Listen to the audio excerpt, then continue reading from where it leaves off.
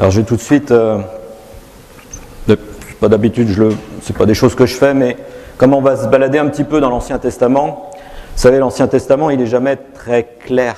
Enfin, il y a un peu des trous, et on part souvent avec des hypothèses ou avec des suggestions. Donc je me mets un peu les protections et je vais vous en donner aussi. Il y a par moments où je serai amené à faire des hypothèses ou des idées, mais en fait, j'ai pas les réponses. Puisque c'est pas très clair. Donc il y a par moment, vous m'excuserez et vous aurez le droit de ne pas être d'accord avec moi et d'avoir d'autres idées, et au contraire, c'est fait pour ça. Donc par rapport à Moïse, tout le monde connaît Moïse ?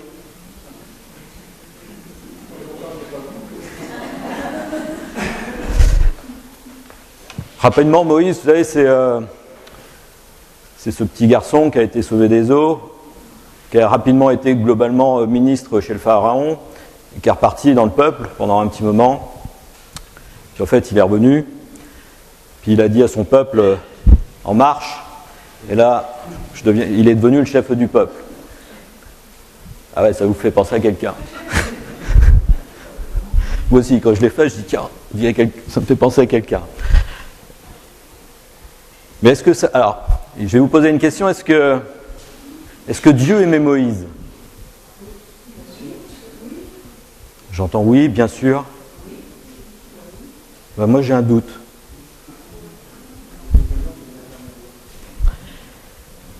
Alors là, je vais demander à Moyang s'il veut bien m'aider sur la technique.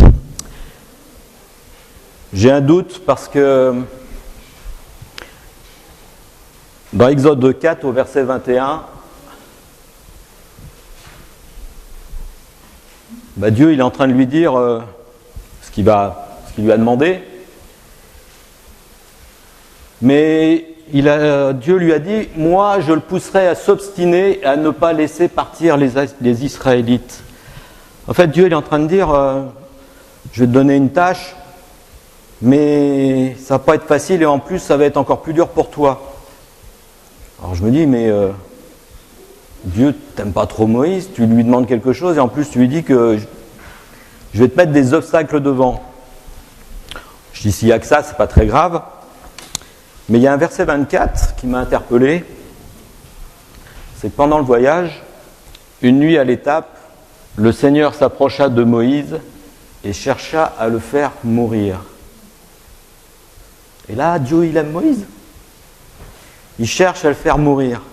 Alors ça tient sur un verset, et on l'oublie, et honnêtement, moi je l'ai même découvert. Je ne savais pas que Dieu voulait tuer Moïse. Puisque on connaît l'histoire de Moïse, il a fait de grandes choses. Mais on voit bien que sur un verset, Dieu a voulu tuer Moïse. En fait, pourquoi il a voulu tuer Moïse ?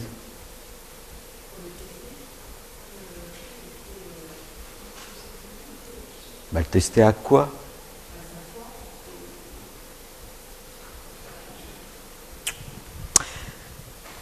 On va y venir. L'histoire de Moïse. Moïse connaît Dieu. On connaît l'histoire. Il a tué effectivement un Égyptien. Il est parti dans un pays qui s'appelle le pays de Madian, où on trouve des Madianites. Géographiquement, c'est beaucoup plus au sud de l'Égypte. Un pays où il arrive dans un peuple qui est non juif. Il va se marier à une des filles du prêtre de là où il est arrivé. Mais on voit qu'à un moment, Dieu intervient. Et on voit, et tout le monde se souvient de ça, à un moment, l'Éternel l'appelle, et qu'est-ce que dit Moïse ? Me voici, Seigneur. Il connaît la voix de Dieu. Donc il n'a pas oublié Dieu pendant les moments où il était là. Dieu, à un moment, lui dit, voilà, j'ai un projet pour toi. Et qu'est-ce que fait Moïse ? T'as pas quelqu'un d'autre à aller voir ? Moïse, là, il est berger d'un troupeau de chèvres, oui, de mémoire. Puis finalement, il dit, je suis bien. Va donc voir quelqu'un d'autre, ça vous rappelle personne ? Moi, ça m'a rappelé moi, déjà. Ou des fois, quand Dieu me dit, fais ça, écoute, c'est bien d'être gardien de chèvre, hein, on est dans la nature, on n'a rien à faire, puis les chèvres, pas compliqué. Et souvent, effectivement, on est dans cette position comme Moïse où on va chercher, enfin, oublie-moi. C'est vrai que dans nos prières, Seigneur, aide-moi, aide-moi, fais ci, fais ça. Et Moïse devait faire la même chose. Puis au fond de notre cœur, quelquefois, c'est oublie-moi, oublie-moi. Ouais, je veux faire des choses pour toi, mais oublie-moi ou va chercher quelqu'un d'autre. On voit les miracles. Moïse a vu effectivement les miracles, connaissait les miracles qui avaient été faits. Mais on n'ose pas. Ouais, mais je ne suis pas capable. Ça, on l'entend souvent. Enfin, moi le premier. Ouais, mais je ne suis pas capable. Ouais, nous on pense qu'on n'est pas capable. Pour Dieu, si, tu es capable. Et il y a plein d'exemples comme ça. Puis en plus, Dieu lui dit, j'ai un projet pour toi, et en plus ça va être vachement dur. Ah bah tu parles d'un truc. Vous imaginez quand on vient vous voir et on te dit, j'ai un projet pour toi, tu vas faire ça. Ok. Et pour te décider à dire oui, je vais te dire que ça va être vachement dur. Bah là, pour convaincre quelqu'un, il n'y a rien de mieux. Dieu lui dit, je vais endurcir le cœur de Pharaon. Alors déjà, d'aller voir Pharaon, c'est pas simple. Mais en plus, il lui dit, je vais endurcir ce cœur. Donc comment on fait dans ces situations-là? Est-ce qu'on y va, on n'y va pas? On le voit, hein, Moïse est un peu, plusieurs fois. Non, je sais pas, enfin, ouais, je cherche toujours un prétexte pour pas y aller. Par contre, Dieu lui dit honnêtement, et il dit la vérité de ce qui va se passer. Ça me rappelle aussi la vraie vérité, c'est que Jésus a bien dit, à cause de mon nom, tu pourras être tué, tu pourras avoir plein de choses. Donc, on voit bien que Dieu ne cache pas la vérité. Les choses, oui, de faire la volonté de Dieu, c'est des choses qui ne sont pas forcément faciles. Être chrétien, enfin, le rappelle à chaque fois, on n'est pas dans les nuages, enfin, on n'est pas dans les nuages tout le temps. Ah ben ouais, vous pouvez rester gardien de chèvre, hein, ça. Bon, après, ça m'a fait une réflexion. Je comprends après pourquoi Marx, il a dit, la religion, c'est l'opium du peuple. Ah ben ouais, tu peux... Ça, effectivement, tu peux rester dans tes nuages et tu peux rester avec tes chèvres à regarder les chèvres sur ta montagne. Mais Dieu, c'est pas ce qu'il nous demande. Bah oui, de temps en temps, effectivement, on peut se rapprocher de Dieu, mais on n'est pas dans les nuages. On est bien sur la proximité de Dieu et à un moment, quand il a besoin de nous, on est là pour faire sa volonté. Donc il nous appelle, oui, ça va être difficile, mais la récompense, elle n'est pas sur terre, elle est après. Donc deuxième point, finalement, Moïse se décide à partir. Il va voir son beau-père, il emmène sa femme, ses 2 fils. Et puis là, notre verset 24, pan. Ça veut dire quoi? Dieu il est rancunier? Non mais... Il a changé d'avis, il veut tuer Moïse. Alors, il y a écrit, il chercha à le faire mourir. On connaît la puissance de Dieu, si vraiment il voulait le faire mourir, il serait déjà mort. C'est peut-être au travers de la fièvre, donc là, je mets mes barrières, j'ai que des hypothèses, au travers de la fièvre, de la maladie. Il y a certainement quelque chose, effectivement, où ça devait être quelque chose d'important, puisqu'on était effectivement dans l'attitude où Dieu cherchait à le faire mourir. Mais dans cette attitude, c'est pas... Est-ce qu'on peut y regarder en disant, mais Dieu, il est en train de lui dire, mais t'as pas oublié quelque chose? Il n'y a pas un truc qui... Non? Ça ne vient pas? Ou alors, est-ce que c'est un combat, un peu comme Jacob, dans Genèse 32, où on affronte Dieu? On pourrait se poser la question, mais ça veut dire est-ce que c'est dangereux de rencontrer Dieu? Jacob, Moïse, et Dieu chercha à tuer Moïse. Il y a eu la rencontre avec Dieu, et là, est-ce que c'est dangereux de rencontrer Dieu? Troisième point, qui le sauve, Moïse? C'est pas lui. Oui, au travers de sa foi, mais c'est pas lui. Le verset suivant. Ah, pardon, il faut aller un petit peu plus loin. C'est la femme, c'est sa femme. Séphora. Alors il y a plusieurs traductions, c'est Séphora ou Tsipora, peu importe. Mais c'est sa femme qui va sauver Moïse. Et elle fait quoi? C'est la fameuse circoncision. Ouais, jette pas Moïse, là, on est un petit peu décalé, mais non, c'est pas, ça va aller. Il va y avoir une circoncision et c'est ce qui va sauver Moïse. Alors on va revenir sur ce que c'est sur une circoncision. C'est le rappel dans la Genèse 17. Voyons que c'est bon, le chapitre 10, Genèse chapitre 17. Où il est dit, votre circoncision sera le signe de l'alliance établie entre vous et moi. De génération en génération, tous vos garçons seront circoncis quand ils auront 8 jours. De même pour les esclaves nés chez toi ou pour les esclaves étrangers que tu as achetés et qui ne sont donc pas membres de ton clan. Il y a une suite. Dieu dit encore à Abraham, toi et tes descendants de génération en génération, vous devrez respecter mon alliance. Voici l'obligation que je vous impose et à laquelle vous vous soumettrez, toi et tes descendants. Quiconque est parmi vous de sexe masculin devra être circoncis. Ainsi l'esclave né, je vais aller un petit peu plus vite, mais quant à l'homme non circoncis, il sera exclu du peuple pour n'avoir pas respecté les obligations de mon alliance. Dieu a vu avec Abraham cette loi. Et quand on regarde la vie de Moïse, Moïse a été circoncis. On le voit, puisque quand il a été sauvé des eaux, la fille de Pharaon l'a reconnu comme étant enfant juif, parce qu'il était circoncis.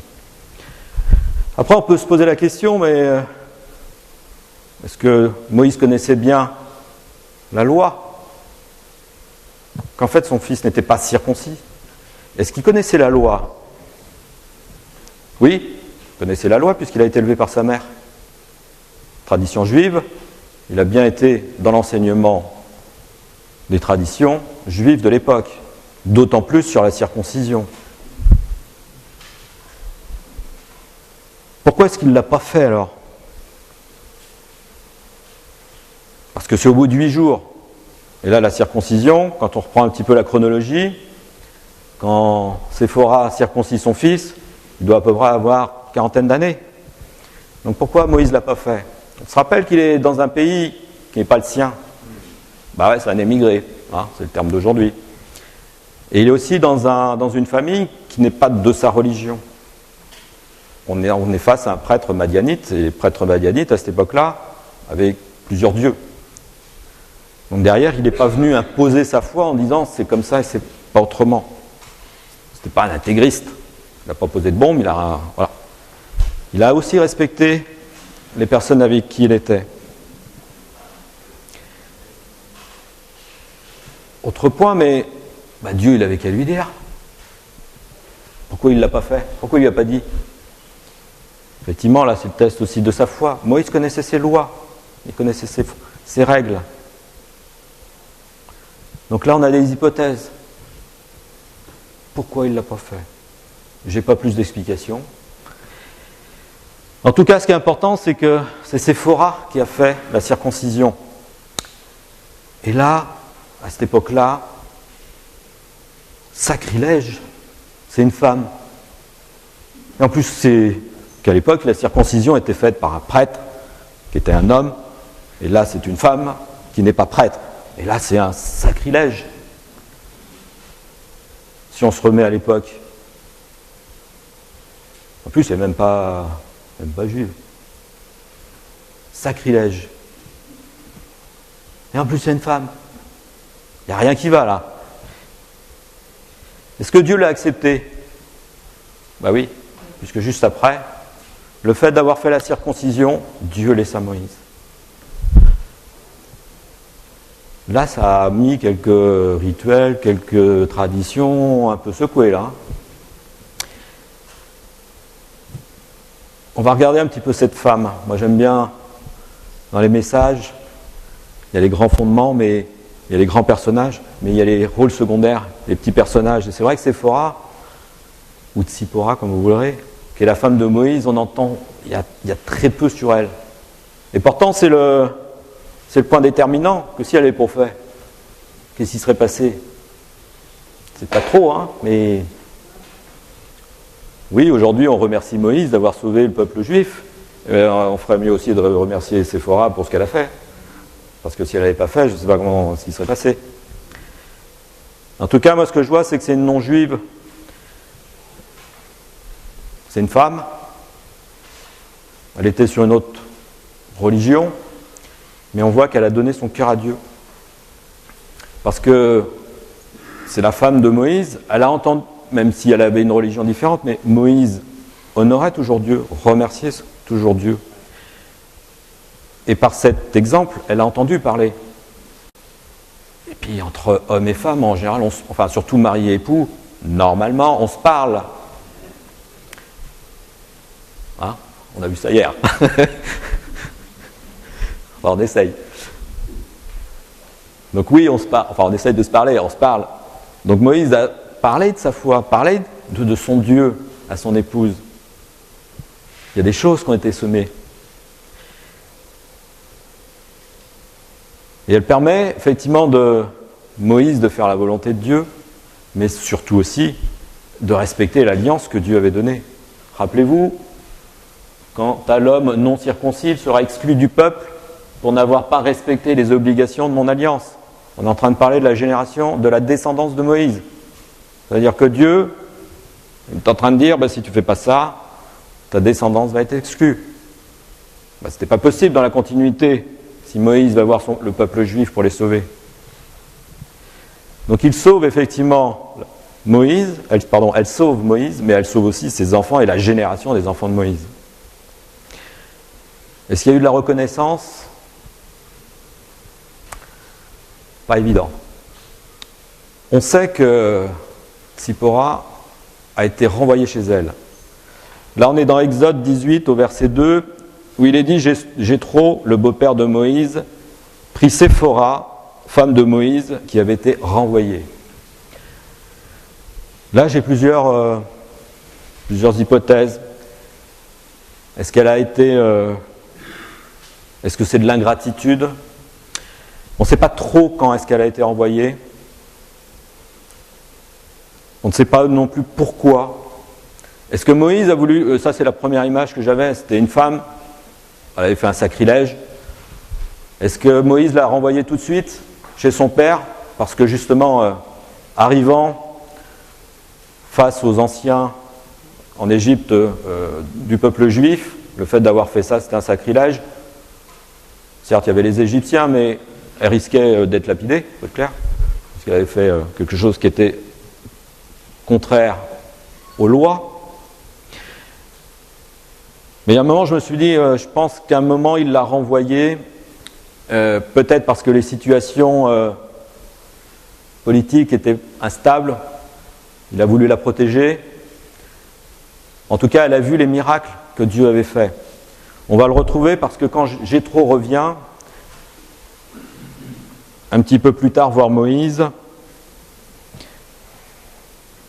il est rappelé, mais vous pourrez le lire un petit peu plus en détail, mais on voit que Jéthro a entendu, de par sa fille, les miracles qui avaient été faits par Dieu. Et pour moi, c'est que la femme de Moïse est retournée dans son pays et elle a témoigné, elle a évangélisé auprès de son peuple des miracles que Dieu avait faits. Et ça a touché le cœur de son père, qui est pourtant un prêtre madianite, hein. Mais ça a touché le cœur de son père. Et quand Jéthro est revenu voir Moïse, c'est là où on voit que l'action de Séphora a été importante puisqu'elle a converti, et Dieu a converti les cœurs parce que Jéthro dit « Béni soit l'Éternel ». Il dit plus loin, dans le verset 11, « Je reconnais maintenant que l'Éternel est plus grand que tous les dieux ». Donc le rôle de Séphora est énorme quand on le regarde. Il y a plein d'enseignements. Ben ouais, c'est une femme. Ben ouais, elle n'était pas chrétienne. Mais elle a conduit l'évangélisation, elle a conduit à montrer les prodiges de Dieu pour témoigner. Elle a suivi surtout son mari. Elle aimait son mari, elle ne voulait pas qu'il meure. Et elle a pris l'initiative de se remettre dans la volonté de Dieu. Vous voyez, Séphora a un rôle déterminant, qui est tout petit quand on lit les versets. Et parfois, c'est des petites gens qui ont des rôles qu'on a l'impression secondaires, mais qui construisent les choses pour que, effectivement, la volonté de Dieu soit accomplie. Oui, il y a Moïse, il a fait de grandes choses, mais il y en a plein d'autres derrière.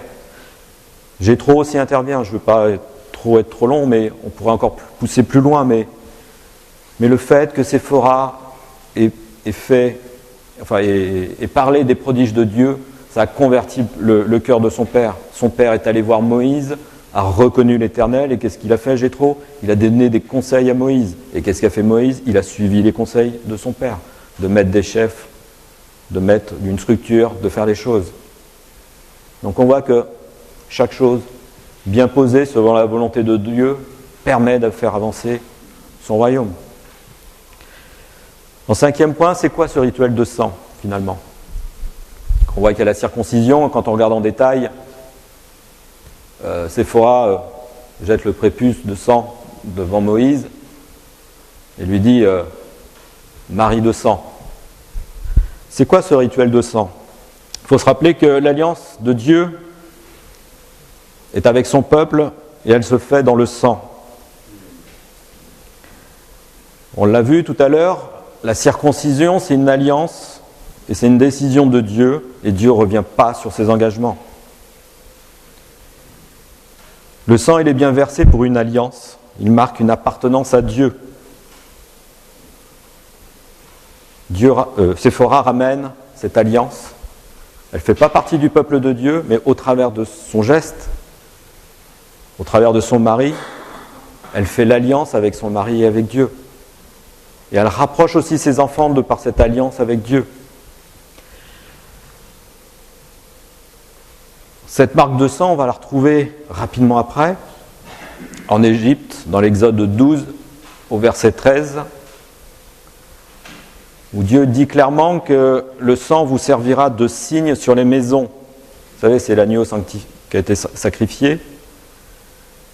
Où vous serez, je verrai le sang, et je passerai par-dessus vous, et il n'y aura point de plaie qui vous détruise quand je frapperai le pays d'Égypte. La marque de sang, l'alliance de sang, elle est toujours là. Aujourd'hui, on ne fait plus de sacrifice d'agneau, on ne fait plus de sacrifice de sang. Pourquoi ? Parce que Jésus nous a rachetés par son sang versé sur la croix. Et si l'on croit que Jésus est mort sur cette croix, pour nous, pour pardonner nos péchés, et que l'on croit qu'il est ressuscité d'entre les morts, alors nous sommes marqués de ce sang aux yeux célestes du Père. Ce rituel de sang, c'est bien une marque d'appartenance à Dieu. Nous, au travers le fait de donner son cœur à Jésus, d'accepter cette mort, ce sang versé, c'est notre marque de sang.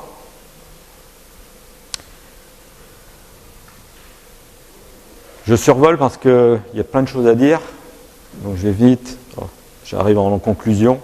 Vous pourrez reprendre, si vous voulez, tranquillement chez vous, mais ce verset-là, de voir pourquoi Dieu voulait tuer Moïse et de comprendre tout ce qui va autour. En conclusion, il y a plein d'enseignements derrière. On va retenir quelques-uns, mais le premier, c'est que Dieu dit toujours la vérité. On l'a vu. Il dit clairement à Moïse, ça va être dur pour toi. Ça ne sera pas simple, mais je serai là. Il y a effectivement l'histoire du bâton. On pourra en reparler, mais sinon ça va durer 2 heures. Mais en tout cas, il dit la vérité. Jésus dit, il vous a dit la vérité, à cause de mon nom. Donc à nous aussi de dire, face au monde, la vérité. Oui, de devenir chrétien, ça va t'aider. Mais ça ne va pas te donner l'opium. Hein. Il applique aussi ses engagements. L'alliance qu'il a faite avec Abraham, elle est aussi valable pour Moïse et elle est aussi valable pour nous. Si on ne respecte pas ses engagements, il pourra chercher à nous tuer. À nous exclure, comme on l'a vu tout à l'heure. Si on n'a pas la marque de sang, pour Dieu, il n'y a pas de raison d'être ses enfants. Et cette alliance de sang, elle est toujours valable aujourd'hui. Et on l'a eue pour nous, grâce et par Jésus, par le sang versé sur cette croix. Troisième point, Dieu, il a besoin de nous. Et il veut que nous prenions notre part sur cette terre pour faire les choses. Il faut qu'on réponde à cette demande. Il faut se rappeler, oui, on a vu les prodiges, on a vu des miracles, et justement dans les périodes de doute, on sait que Dieu est capable de faire les choses. Séphora a bien fait la transcription des miracles et des prodiges qu'elle a vus. Ça a permis de convertir les cœurs. Est-ce qu'on parle, nous, autour de nous, des prodiges et des miracles que l'on voit ? Peut-être pas assez. Oui, on veut parler de notre foi. Mais Séphora, elle a parlé surtout des miracles et des prodiges que Dieu avait faits. Les choses qui sont... Enfin, que les dieux madianites n'avaient pas fait, puisque Jéthro a dit clairement que l'Éternel était plus grand que tous les autres dieux. Et enfin, notre foi, c'est l'image que l'on donne au monde, et on est un témoignage vivant. Et c'est là où je reviens, mari et femme. Même si ton conjoint n'a pas encore donné son cœur à Dieu, comme Séphora, avant qu'elle parte, elle n'a jamais dit qu'elle avait donné son cœur à Dieu. Hein. Enfin, en tout cas, elle ne s'est pas dit. Ben, un peu de patience. Mais s'il y a de l'amour, premier point dans le couple, c'est comme ça. J'ai bien compris hier. Hein. Si on construit le couple d'abord avec l'amour, ben Séphora, elle a donné son cœur pour sauver son mari. Elle a montré sa foi en fait à un moment où on ne l'attendait pas. Un moment très particulier, mais qui a déclenché beaucoup de choses. Donc patience. Ouais, mon conjoint, il n'est pas encore... Ben, il faut apprendre la patience. Mais en tout cas, c'est votre foi, votre engagement, votre exemplarité, comme Moïse. Moïse avait toujours cette foi en Dieu. Il était toujours avec Dieu, ça n'avait pas changé. Ouais, il était devenu gardien de moutons, de chef, pardon. Et alors, ça n'empêche pas que sa foi était toujours là. Il a témoigné de sa foi, il parlait de sa foi à sa femme. Ok, il n'a pas fait la circoncision, mais dans l'ensemble, il appliquait les valeurs et il remerciait Dieu. Il avait une relation avec Dieu. Souvenez, rappelez-vous, quand Dieu lui dit, mais quand Dieu l'appela, Moïse, Moïse, me voici Seigneur, il connaît la voix de Dieu. À un moment, ça peut faire basculer les choses. Et pas forcément au moment où vous allez vous y attendre, pas forcément au moment où vous l'aurez décidé, mais au moment où Dieu l'aura décidé. Elle aime son mari, elle ne veut pas voir mourir. Mais elle a compris aussi que Dieu était l'Éternel de plus fort que tous les dieux. Dernier point, enfin soyons revêtus du sang de Christ, pour que Dieu nous reconnaisse comme des enfants. Si nous n'appliquons pas ce que nous a enseigné la parole, nous ne sommes pas reconnus comme enfants de Dieu. Nous devons être marqués dans notre cœur, nous devons accepter que Jésus est mort sur la croix. Il a pris nos péchés, il a versé ce sang pour nous. Nous sommes ses rachetés, nous sommes marqués du sang de Dieu.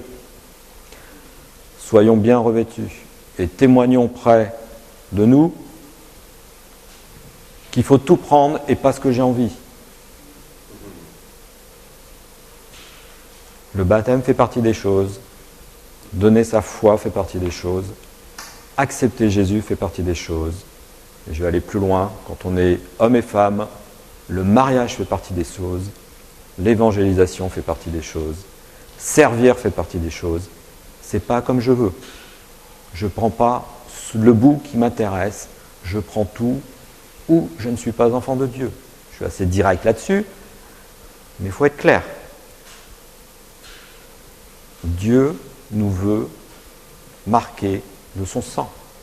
Nous devons, comme lorsqu'il passera, comme il l'a fait en Égypte, il va nous reconnaître par cette marque de sang. Si la marque de sang n'y est pas, nous pouvons être balayés par la mort. Amen.